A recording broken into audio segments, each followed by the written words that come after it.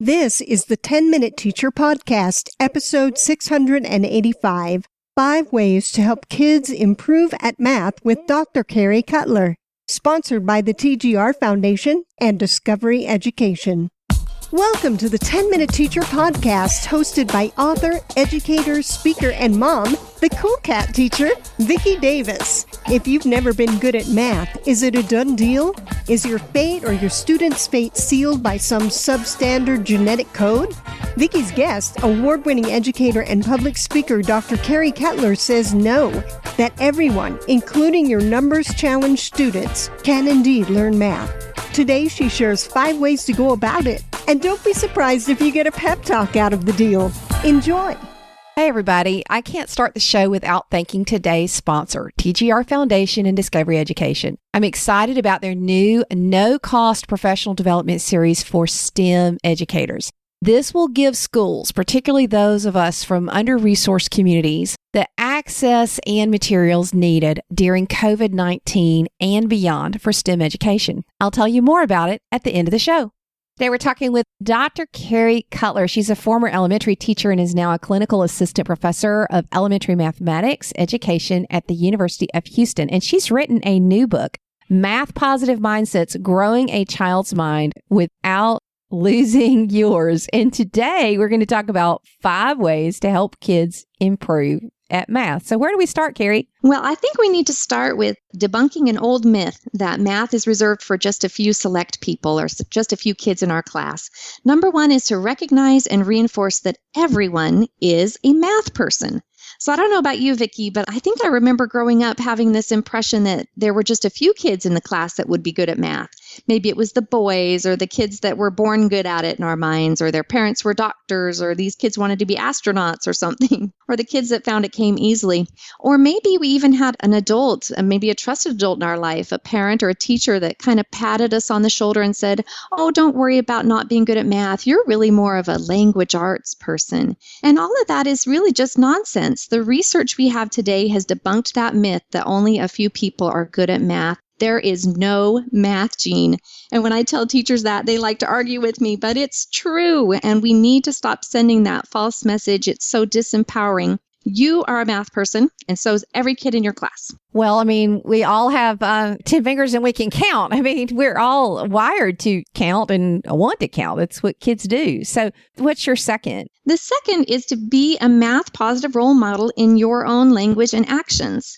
Kids get a lot of their cues about their behaviors and values from the grown-ups around them, primarily their parents and teachers. So if we adults will make that extra effort to speak positively about math instead of always knocking it down, to describe the math that we do to solve problems in our everyday lives, it will really help open kids' eyes to the relevance and the usefulness of math. And how we talk about math. I can't tell you how many kids, in my technology class, they'll say, "Oh, my mom says that technology doesn't like her and it doesn't like me either." And there's some kids who say, "Oh, I'm no good at math and my dad's no good at math and my granddad's no good at math." And why are they handing this down? Oh, yeah. It just makes no sense. It really makes no sense. But I think that we think maybe we're doing kids a favor when we say that. We're giving them permission to give up on it because it was difficult for us. And that's just such a terrible example. We think we're doing the right thing, and it's just really debilitating to kids. Yeah. Okay, what's your third? The third is to embrace productive struggle. Let's be real. Math doesn't always come easily. I know it hasn't always for me. But when we recognize that it's effort, persistence, and appropriate challenges that are the recipe for success in math rather than just natural talent, we see that our struggles are the substance of math learning. The harder we struggle, the more robust our learning will be. Kids need math problems that are worth solving, problems that make them think and cause them to grow. And I know, Vicki, you have felt this in your life when you were training for your half marathon earlier this year.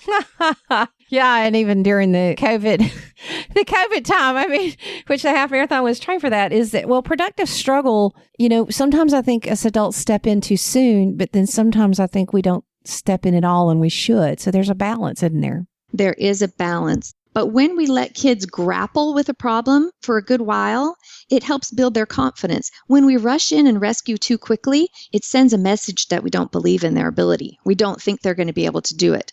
if we don't come in and solve it for them. So productive struggle that comes about from sticking to it builds their confidence and their belief. And we can't get that if we just do worksheets with them, that they just have drill and practice and memorizing. They have to have worthwhile problems. Yeah. Okay. What's our fourth? The fourth is to encourage effort and celebrate mistakes. So let's go back to that brain research for just a second. We have found out that individuals that have a fixed mindset, when they're confronted with a mistake, their brains seem to fire fewer synapses than those who have a growth mindset when they're confronted with a mistake. Those synapses are firing like crazy trying to figure out the mistake and make sense of it and fix it. So the growth mindset, that idea that we can learn mathematics when we stick to it and we don't have to be born good at it, really can make the difference in our kids' learning when we help them to realize that. So mistakes are the important space for where we learn mathematics, and we need to start celebrating mistakes and quit treating them as shameful. And one of my ideas is to have a wall of mistakes bulletin board. You could do this virtually, or you could do it in real life if we ever get to be with our kids again. It's a big bulletin board, and all the kids and teachers and parents can all write sticky notes with mistakes they've made, and it's rotating. And the big heading can say something like, mistakes make us smarter, or mistakes make our brains grow, or mistakes are big learning, something like that. So we need to shift from thinking that mistakes are a problem and are wrong to being the place where learning takes place. Yeah, I think there's a careful balance there, because for me, I celebrate learning from mistakes. You know, if you keep making the same mistake and you don't learn from it, then that's not smart. Right. So yeah, mistakes are what all of us do. I mean, goodness knows, even in this podcast, I've made a lot of mistakes as I was learning how to do different things, and learn from it and move forward. You know, there's such a fine line there. Some people seem to be celebrating mistakes for the purpose of mistakes without learning from the mistakes. So you're probably talking about, yeah, you made a mistake, but you learned from it, huh? Precisely. And what can we take away from it? I think that reflective piece, I mean, that's difficult for humans in our nature to reflect on our actions and be thoughtful about them. So if we start to embrace that in mathematics, that might help us as a culture as well. Yeah. What's our fifth? Well, the fifth is really essential. If we really want kids to improve in math, we teachers should strive to become the math teacher our students deserve. We shouldn't let fear or past experiences or discouragement get in our way. We may not have had the best math experience when we were growing up, or maybe even when we taught math last year, and that's okay. Today is a new day. We can learn as much as we can about best practices in math. We can listen to great podcasts like this one, watch webinars, read professional articles, books, journals, go to those virtual conferences that are all free right now. It's wonderful. And we should surround ourselves with math positive colleagues and be that for our friends too. If it's something you're not already a pro at, that doesn't mean you can't get better. The math positive mindsets we want to develop in our kids starts with us.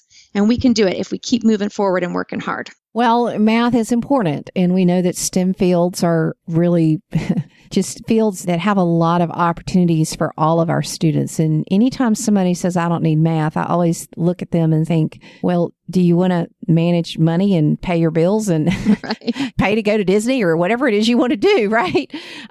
So we need it, and we need to have ways to make it a positive part of our lives. So the book is Math Positive Mindsets, Growing a Child's Mind Without Losing Yours by Dr. Carrie Cutler. Thanks, Carrie. Thanks for having me. The TGR Foundation, a Tiger Woods charity, and Discover Education are terrific sponsors for this podcast. They, like me, are focused on empowering students to pursue their passions and self-advocacy skills through education.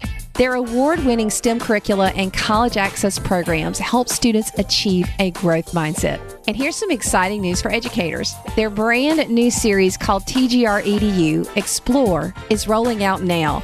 It's a no-cost digital professional learning resource which will equip you with new strategies to support your students' successes far beyond school campuses and well beyond COVID-19. Everyone, especially those from under-resourced communities, should have access to these materials, and that is a primary goal of the TGR EDU Explore series. Check out the first module now at coolcatteacher.com/TGR.